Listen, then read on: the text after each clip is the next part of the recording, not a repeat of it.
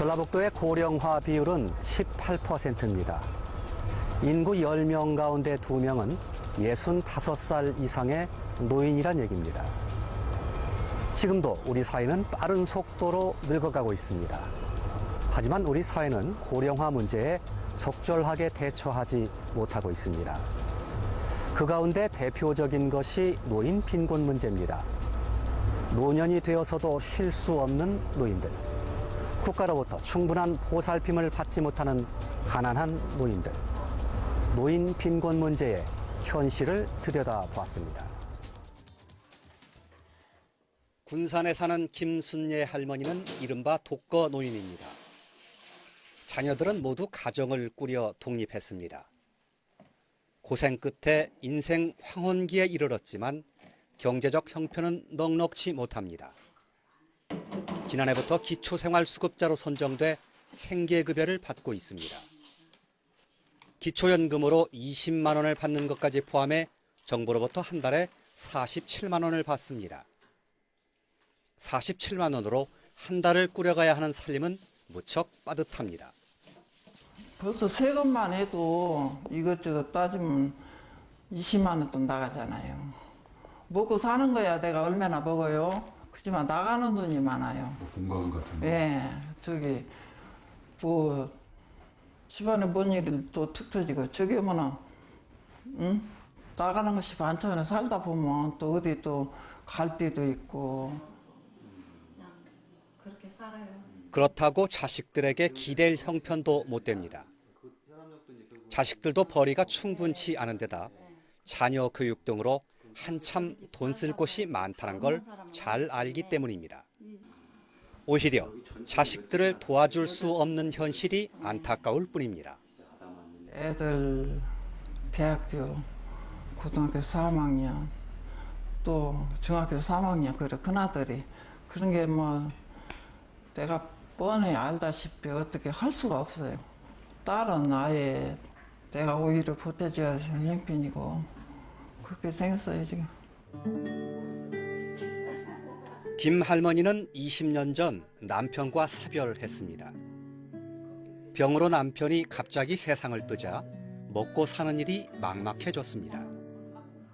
생계는 남편이 책임졌고 김 할머니는 집안에서 살림을 맡았기 때문입니다. 남편이 남기고 간 빚 보증 때문에 살림은 더욱 복잡했습니다. 아이들을 위해서라도 생계전선에 뛰어들어야 했습니다. 청소에 식당 일까지 힘든 일, 굳은 일을 마다하지 않았습니다. 손가락질 받지 않으려고 발버둥 치며 살았습니다. 애들 언젠가는 그 소리를 들을 거 아니에요. 더 아버지가 내비 뛰어먹었다고 소리 안 들으려고 그냥 나는 못 먹어도 그냥 그런 것은 다 청소 안 하고 애들이 이제 제대하고 아르바이트 하고 이제 막 신문 배달도 하고 뭣도 하고 막 노가다 일도 하고 그래갖고 저거들이 또 그렇게 해서 공부하고 나도 벌어서 이제 그렇게 살아왔어요. 그냥 앞만 보고 살아왔네요 진짜. 이런 김할머니에게 미래를 대비할 틈이란 없었습니다. 오늘의 현실이 너무 다급했습니다. 할 수가 없어요. 벌이는 작고 먹고 살기도 바쁘고 어떻게 해요. 할 수가 없죠. 국민연금이죠. 그 조금 돈 10만 원짜리던가 갖고 그때 5년 넣으라고 하더라고요.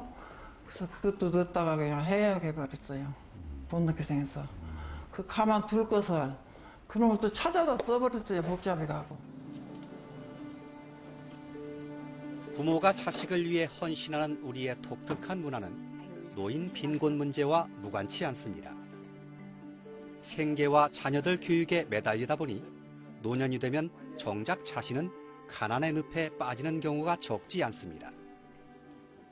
우리나라는 자녀들에게 자기의 소득과 재산을 다 대물림 해주잖아요. 그리고 자녀들의 가장 이제 주택 구입비하고 교육비에 자기의 소득과 재산 다 쏟잖아요. 그렇다 보니까 부모들이 가지고 있는 재산이 없는 거죠. 이런 이유 때문에 우리나라의 노인 빈곤은 매우 심각합니다. 2014년 한국의 노인 빈곤율은 OECD 회원국 가운데 가장 높고 OECD 평균 13%와는 비교도 할 수 없는 수준입니다. 노인 빈곤율은 중위소득의 50%에 미달하는 비중을 말합니다. 지난해 우리나라 1인 가구의 중위소득은 156만 원. 소득이 이 액수의 절반인 78만 원도 못 되는 경우가 전체 노인의 절반 가까이 된다는 뜻입니다. 정부가 책정한 2015년 1인 가구의 최저 생계비는 61만 원.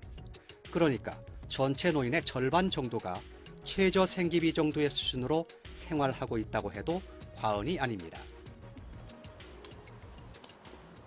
유나목 할머니는 집 앞에 작은 텃밭을 가꾸고 있습니다. 얼마 되지 않지만 조금이라도 생활비를 아끼기 위해서입니다. 유 할머니는 함께 사는 남편 몫까지 기초연금 30만 원을 받고 있습니다. 차상위 계층이기 때문에 생활급여는 받지 못합니다. 부족한 생활비를 벌기 위해 유 할머니는 노인 일자리 사업에 참여하고 있습니다. 쓰레기를 줍는 일입니다. 이렇게 해서 한 달에 20만 원을 법니다. 사실 유 할머니는 무릎과 허리 수술을 받아서 거동이 불편합니다. 하지만 이렇게라도 해야 생활을 유지해 나갈 수 있습니다. 걸음을 걸으면요 여기서 저만큼을 못 가요. 여가 막 쏟아지게 아파요. 발 뗄 수가 없단 게요. 근데 또 거가 덮어져서 그런다고요. 아이고 그런데 또 어찌까 모르겠어요. 그런데 그 쓰레기 줍는 일은 어떻게 나가셔요? 그래도 그냥 어거지를 쓰고 해요. 그냥 그래도 기어다니면서라도 그냥 해야지 어떡해요. 할아버지는 2년 전 교통사고로 다쳐 대부분의 시간을 방 안에서 누워 지냅니다. 정기적으로 병원에 다녀야 하고 약도 지어야 합니다. 그래서 생활비는 더욱 절실합니다. 노인 일자리 사업은 다음 달에 끝납니다.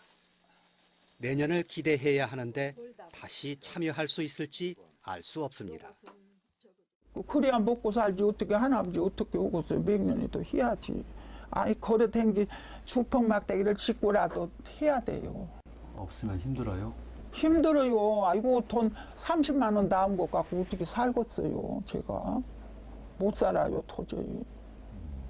병원에 댕기려면 여기서 택시 타야 오고 와서 문 앞에서 내려야 하고 그런데 어떻게 오겠어요.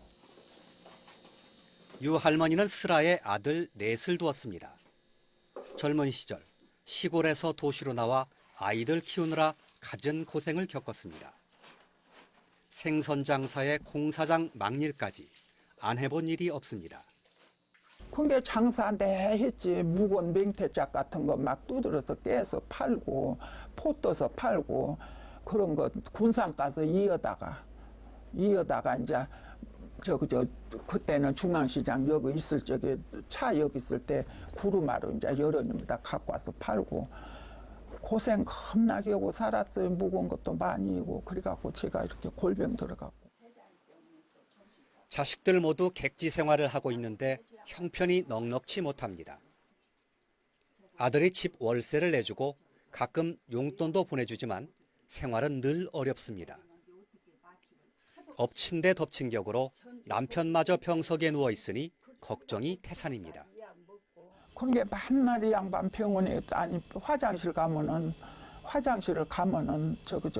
내다 봐야 오고 막 비틀비틀해요. 쓰러져서 넘어지면 이제 병원에 가면 제가 어떻게 오겠어요. 그거 제일 걱정스러워요. 유 할머니 부부가 기초생활수급자로 선정되지 못한 것은 아들이 있기 때문입니다. 우리 복지체계는 일촌의 직계혈족과 그 배우자를 부양의무자로 규정하고 있습니다. 그리고 본인과 부양의무자 전체의 소득과 재산이 일정 기준을 넘으면 정부 지원 대상에서 제외됩니다. 이 때문에 부양의무자 제도는 악법이라는 지적이 나오고 있고 이를 폐지해야 한다는 주장이 끊이질 않고 있습니다. 저희가 봤을 때는 부양의무자가 광범위하거든요. 장인, 장모도 부양의무자고 아들의 며느리, 부인의 며느리 또는 딸의 사위까지도 부양의무자예요. 이렇게 범위에 대한 축소가 이루어져야 되는데 그런 것도 좀 미진하고요. 한국의 노인 빈곤 문제가 심각한 이유 중 첫손에 꼽히는 것이 부실한 공적 연금 제도입니다. 노후 소득에서 공적 연금이 차지하는 비중은 OECD 평균이 58.6%인데 비해 우리나라는 16.3%에 지나지 않습니다. 경제적 능력을 상실한 노년이 되면 공적 연금에 의존해야 하는데 그렇지 못하다 보니 가난한 처지로 전락하게 되는 겁니다. 그나마 2년 전부터 기초연금 제도가 도입돼 소득 하위 70% 노인들에게 최고 20만 원의 연금이 지급되고 있습니다. 정부는 기초연금 도입 1년 후 노인 빈곤율이 5.5%포인트 하락했다고 발표했습니다. 공적 연금의 효과가 입증된 것입니다. 거의 다가 그 노후 준비할 겨를이 없이 살아오신 분들이 거의 대부분이라서 지금 뭐 연금 조금이라도 나온 분들은 그나마 조금 나오는데 노후 준비가 안 된 분들이 거의 90% 가까이 된다고 저는 보거든요. 그래서 한 20만 원 기초연금 나오는 게 그나마 도움이 조금 된다고 생각해요. 공적연금의 가장 큰 축은 국민연금입니다. 베이비 부머를 포함한 상당수가 국민연금의 노후 생활을 기대고 있기 때문입니다. 19세 이상 성인의 55%는 노후 준비 방법으로 국민연금을 꼽고 있습니다. 문제는 국민연금의 소득 대체율이 40%밖에 되지 않아 충분한 노후소득이 되지 못한다는 데 있습니다. 이대로 가면 노인 빈곤 문제가 지속될 수밖에 없는 것입니다. 우리나라 같은 경우는 저부담, 저급여 체계이다 보니 납부한 사람들이 적게 납부하고 받는 분이 적게 받는 구조거든요. 그러다 보니 연금의 평균 수령액을 보니까 50만 원대에 왔다 갔다 하는 것 같더라고요. 그 정도는 현재 그 기초적인 생활을 유지하기도 힘들 정도 수준이기 때문에 연금 받고 있는 분들도 그게 결코 생활이 만족스럽지 못한 상황입니다. OECD 각국은 공적 연금의 소득 대체율이 70% 이상 되게 할 것을 권고하고 있습니다. 결국 기초연금과 국민연금을 포함한 공적 연금을 강화하는 것이 노인 빈곤 문제를 해결하는 첫걸음이 돼야 한다는 목소리가 높아지고 있습니다. 온 국민이 받을 수 있는 기초연금을 조속히 제도하고 이 기초연금 수준을 한 30만 원 정도까지 확대하는 것이 가장 중요하고, 그 다음에 이제 국민연금은 기여에 따라서 받기 때문에 그건 이제 개인의 선택일 수밖에 없는 그런 제도의 특성을 살려라, 이렇게 주장을 하고 있죠.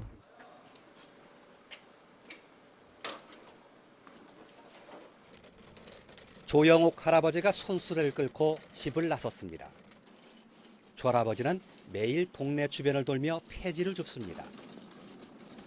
부지런히 거리를 누비지만 폐지는 눈에 잘 띄지 않습니다. 작은 것 하나라도 알뜰히 챙겨야 합니다. 경쟁자가 많아서 폐지 줍는 일이 보기보다 만만치 않기 때문입니다. 나 주는 사람이 많이 있은 게로 많이 줍기가 힘드신 모양이네. 거기 저 반찬값이라도 하려고 사람들이 다 돌아다녀. 저거 꺾고. 오후에 일을 시작한 것 치곤 꽤 많은 폐지를 모았습니다. 평소처럼 일은 아침에 일을 한 게 아니어서 걱정을 했는데 성과는 나쁘지 않습니다. 많이 했네요. 많이 하신 거예요? 예. 아침에 나온 사람보다 많이 있는. 집으로 돌아온 조 할아버지는 창고에 쌓인 폐지를 꺼냅니다. 그동안 모은 폐지를 고물상에 팔기 위해서입니다. 일주일가량 땀 흘린 결과를 보상받는 날입니다. 한참 동안 씨름하던 끝에 폐지가 수레에 가득 쌓였습니다. 집에서 멀지 않은 고물상까지 수레를 끌고 가는 것도 조 할아버지 혼자의 몫입니다. 저울에 무게를 정확히 달아서 폐지값을 받았습니다. 많이 줬어? 예. 알겠어요? 몇 킬로 나왔어요? 예. 몇 킬로? 6,000원. 75킬로. 그럼 얼마예요? 5, 6,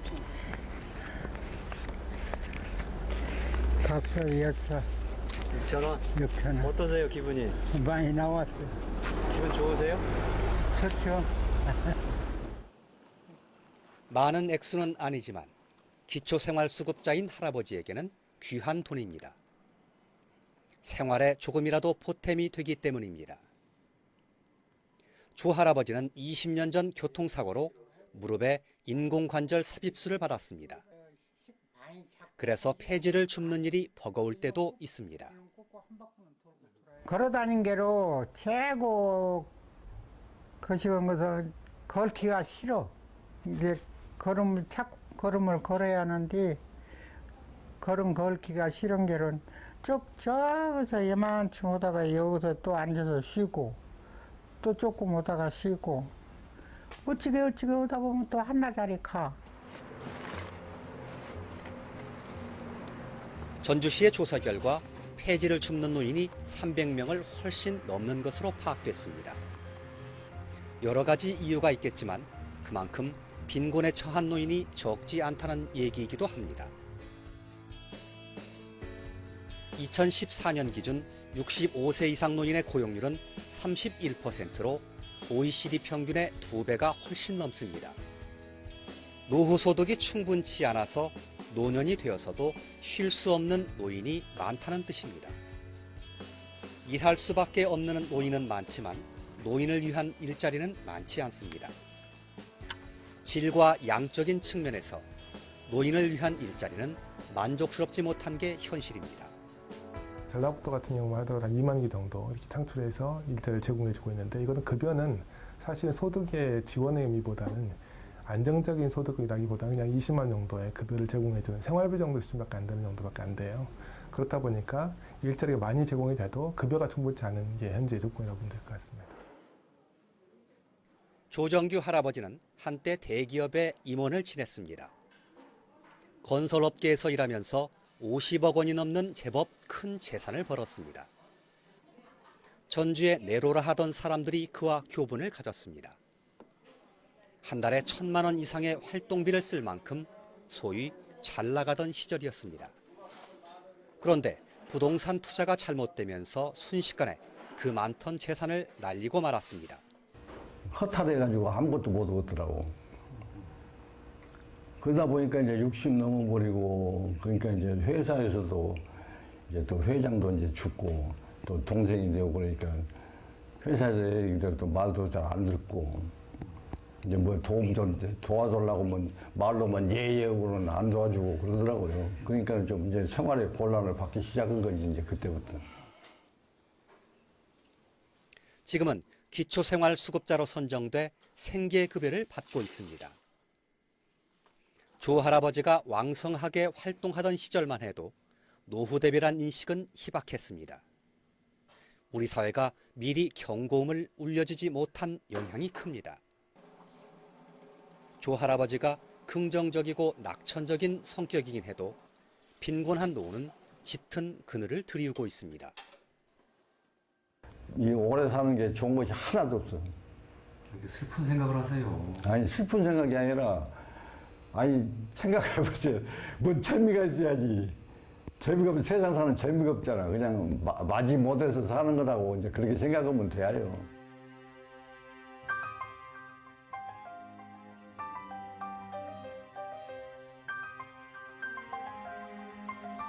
노인 빈곤 문제에 빨간불이 켜진 건 어제 오늘의 일이 아닙니다.